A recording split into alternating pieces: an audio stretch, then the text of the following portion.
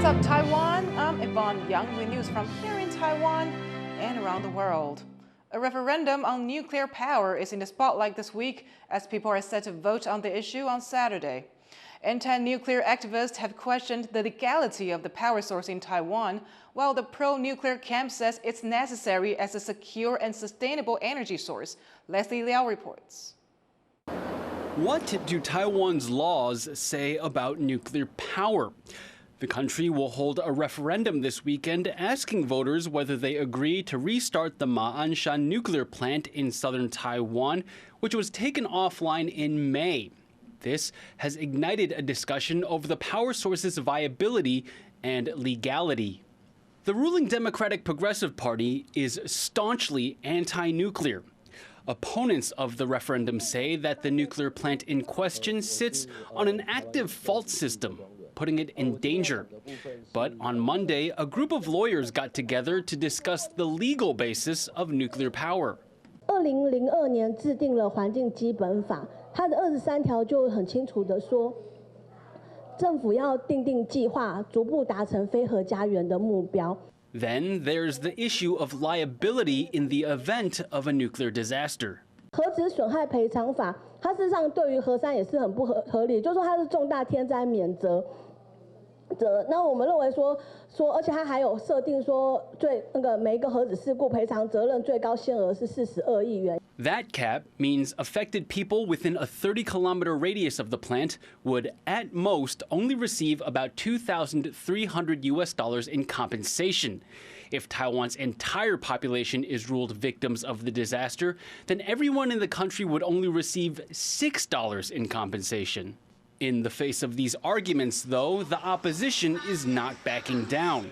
The Taiwan People's Party launched a nationwide campaign on Monday urging voters to support nuclear power. 这是台湾能源转型的关键时刻，我们希望所有的台湾人民共同的来参与。台湾的能源政策不能被民进党守旧的意识形态所绑架。 台湾人民有权利决定台湾能源政策的未来。 To the pro-nuclear camp, the plant is about energy security and sustainability. 现在台湾的发电是火力全开，白天是80%以上，晚上是90%以上，全部都是碳排的火力发电。 Campaigners on both sides have a few more days to convince the public before votes are cast, deciding the fate of nuclear power in Taiwan. Patrick Chen, John Su, and Leslie Liao for TaiwanPlus.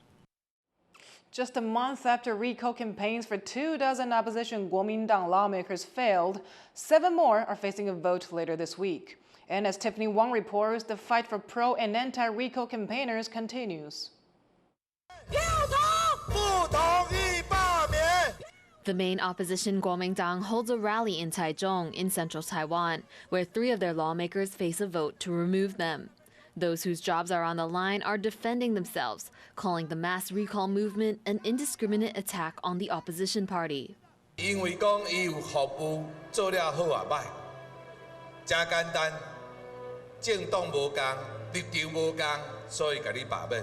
8月23，有真侪人认为讲。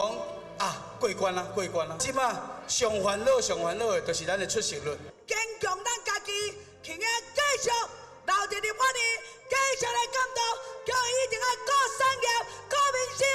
Just a month ago, 24 KMT lawmakers faced recall votes, but in a massive upset to pro-recall campaigners, they all retained their seats.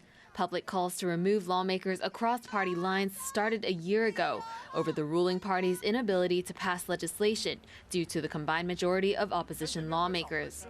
Now, the ruling Democratic Progressive Party is involved in the movement, hoping to move voters in their favor.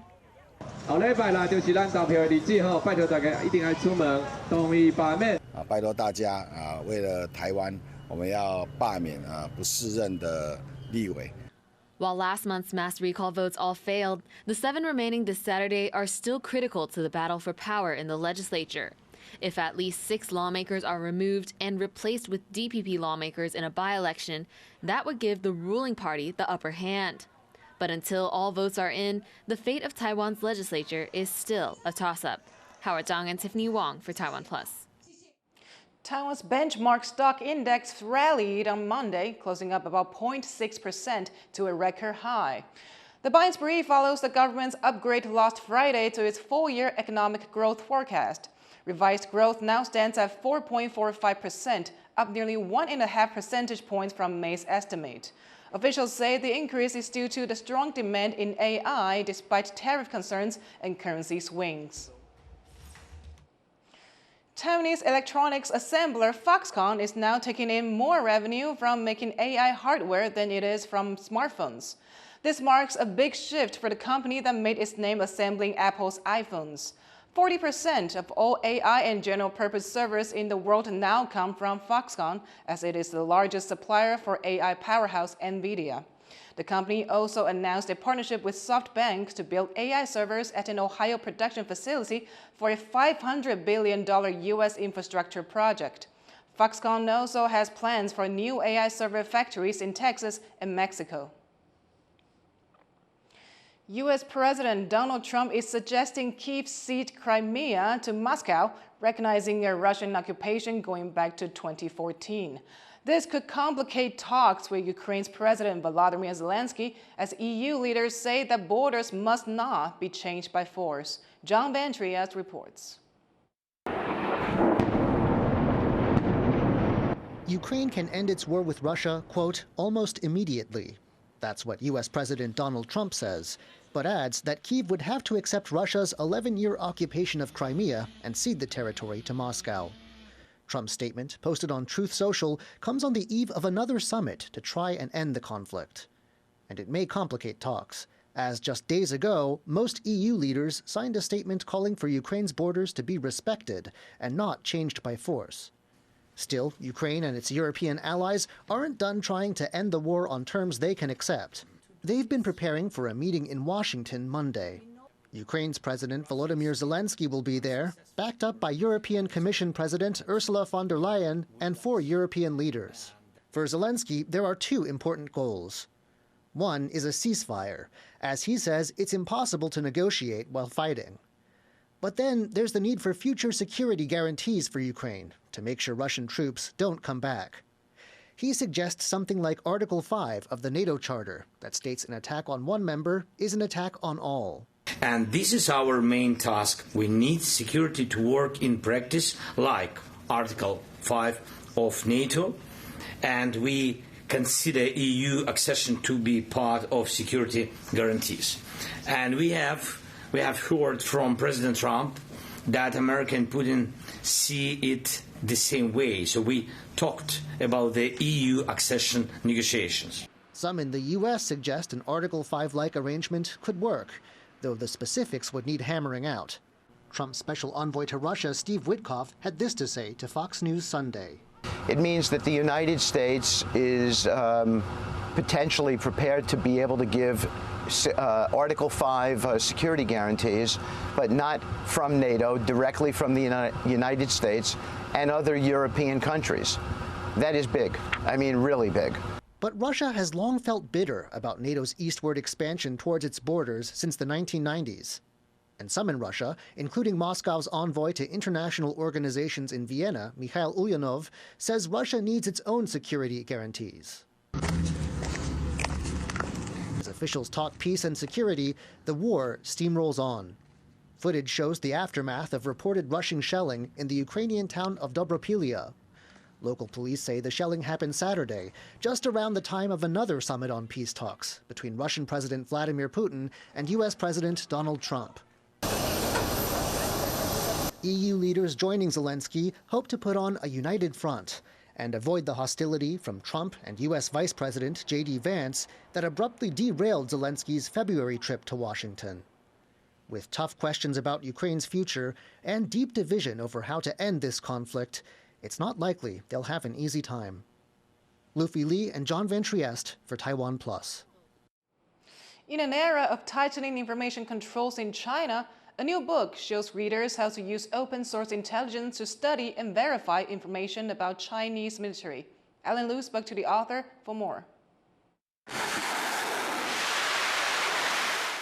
At first glance, these might just look like propaganda. But surprisingly, it's a useful source of information at a time when China is tightening control on data and resources.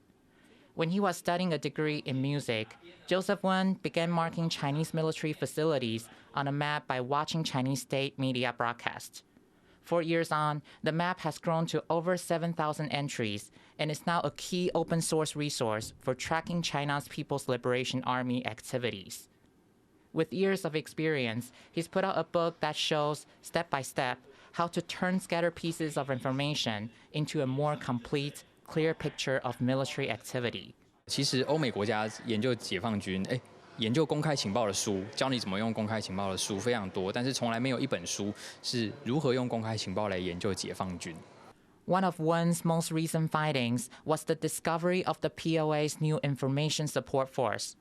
Beijing founded the force in April 2024, tasking it with joint operations such as combining the military space, cyber, and electromagnetic capabilities.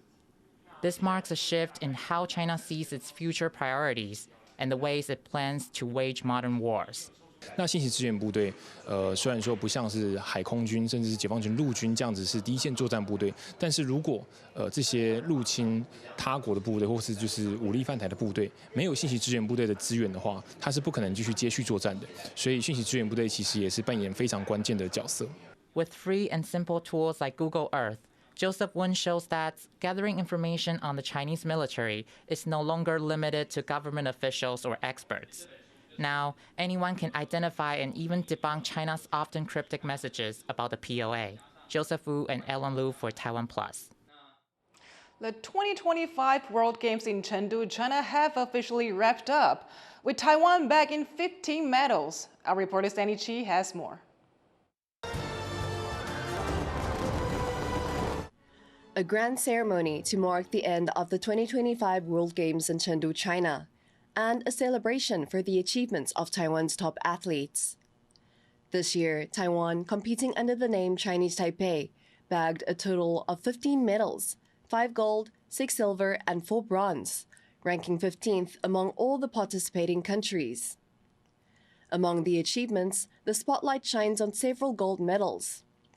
One highlight is the first gold won in the women's 500-kilogram tug-of-war, a victory that secured the country's 6th consecutive gold medal at the World Games, following a decisive win over Switzerland in the final.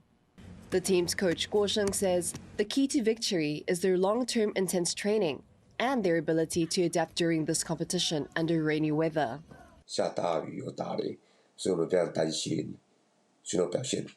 在下大雨状况下，基本上就打水仗，那也能够在一局一局中慢慢的修正技术、修正动作，谁最早进入状况，那个国家几乎就是冠军。Aside from the tug-of-war team's consecutive golden victory, another athlete stood out at the Games. Powerlifter Yang Sen, who hails from the country's Taiwan community. Yang won Taiwan's 5th gold medal in the men's equipped super heavyweight category over the weekend. He also set a new world record for equipped squat with the 453.5 kilogram lift. His family in Pingdong, southern Taiwan, say they are grateful for his achievement at the Games. 我们真的很谢谢他的教练啊，让他越来越好，让他越来越进步。也谢谢他的爸爸，没有他爸爸的鼓励，可能我们也不知道会不会有让他有那么好的成绩。也谢谢生我这个妈妈，谢谢生他的妈妈。This year's success at the World Games not only shines a light on Taiwan's athletic talent, but also highlights the dedication, teamwork, and perseverance behind every medal. With each competition, these athletes will continue to bring pride to Taiwan on the international stage. Eason Chen, Fu Huahong, and Sanyi Chi for TaiwanPlus. Thank you for watching What's Up Taiwan. Finally, take a look at some highlights of an annual lawnmower endurance race in the UK. I'm Yvonne Young. Take care, and I'll see you next time.